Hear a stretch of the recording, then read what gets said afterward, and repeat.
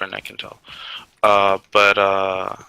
Yeah, apparently there's this machine guy that doesn't really like us. I know that from previous wipes, and he's not telling him the truth, I think. Because the only other explanation is some other clan was raiding me, and they came up close, they killed them, they didn't show up to the kill feed, and then they kept killing. So I killed two of them, and I'm like 95% it was Hive. So what you're fucking saying is they say that they didn't fucking raid you at all. It's not them, it's not them, it's 6ix9ine. It's like a new clan, you know how new clans work out.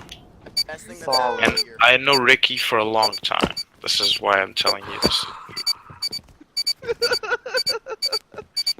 They're bullshit.